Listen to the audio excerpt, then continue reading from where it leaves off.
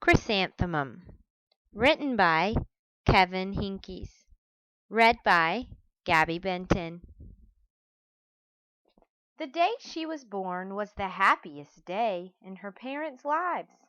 "She's perfect," said her mother. "Absolutely," said her father. And she was. She was absolutely perfect. "Her name must be everything she is," said her mother. "Her name must be absolutely perfect," said her father. And it was. Chrysanthemum. Her parents named her Chrysanthemum. Chrysanthemum grew and grew and grew, and when she was old enough to appreciate it, Chrysanthemum loved her name. She loved the way it sounded when her mother woke her up. She loved the way it sounded when her father called her for dinner.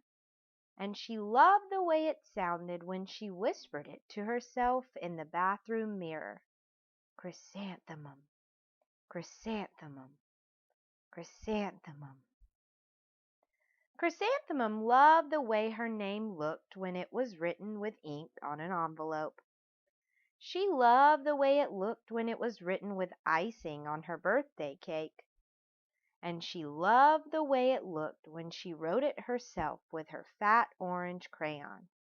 Chrysanthemum, chrysanthemum, chrysanthemum. Chrysanthemum thought her name was absolutely perfect. And then she started school.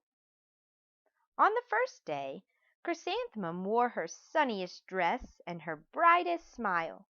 She ran all the way. "Hooray!" said Chrysanthemum. "School!" But when Mrs. Chudd took roll call, everyone giggled upon hearing Chrysanthemum's name. "It's so long," said Joe. "It scarcely fits on your name tag," said Rita, pointing. "I'm named after my grandmother," said Victoria. "You're named after a flower."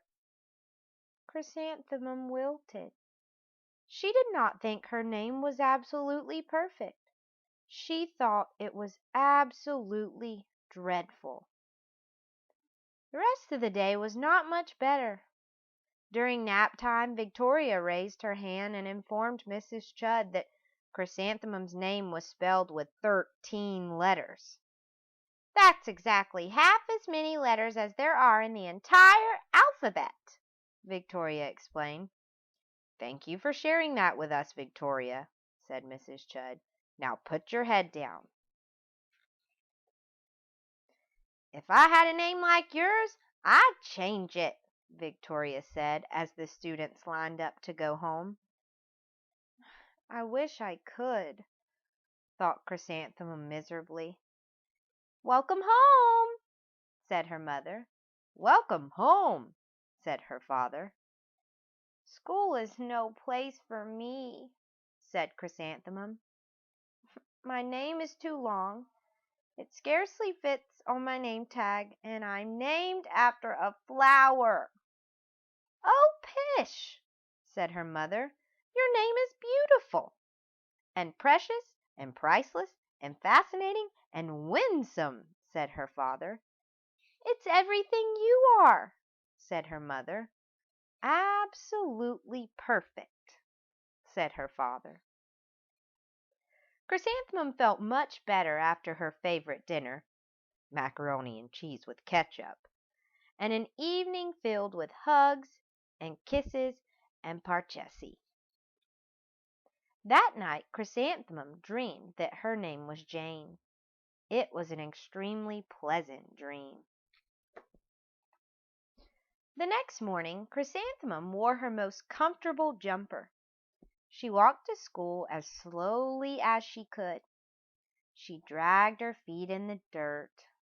"Chrysanthemum, chrysanthemum, chrysanthemum," she wrote. "She even looks like a flower," said Victoria, as Chrysanthemum entered the playground. Let's pick her, said Rita, pointing. Let's smell her, said Joe. Chrysanthemum wilted. She did not think her name was absolutely perfect. She thought it was absolutely dreadful. The rest of the day was not much better.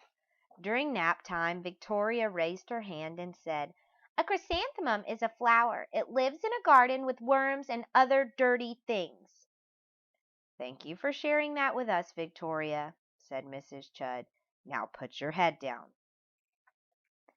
"I just cannot believe your name," Victoria said as the students lined up to go home. "Neither can I," thought Chrysanthemum miserably. "Welcome home," said her mother. "Welcome home," said her father. "School is no place for me," said Chrysanthemum. "They said I even look like a flower. They pretended to pick me and smell me." "Oh, pish," said her mother. "They're just jealous." "And envious and begrudging and discontented and jaundiced," said her father. "Who wouldn't be jealous of a name like yours?" said her mother. "After all, it's absolutely perfect," said her father. Chrysanthemum felt a trifle better after her favorite dessert, chocolate cake with buttercream frosting, and another evening filled with hugs and kisses and parcheesi. That night, Chrysanthemum dreamed that she really was a chrysanthemum. She sprouted leaves and petals. Victoria picked her and plucked the leaves and petals one by one until there was nothing left but a scrawny stem. It was the worst nightmare of Chrysanthemum's life. Chrysanthemum wore her outfit with 7 pockets the next morning. She loaded the pockets with her most prized possessions and her good luck charms. Chrysanthemum took the longest route possible to school. She stopped and stared at each and every flower. "Chrysanthemum, chrysanthemum, chrysanthemum," the flowers seemed to say. That morning the students were introduced to Mrs. Twinkle, the music teacher. Her voice was like something out of a dream, as was everything else about her. The students were speechless. They thought Mrs. Twinkle was an indescribable wonder. They went out of their way to make a nice impression. Mrs. Twinkle led the students in scales. Then she assigned roles for the class musical.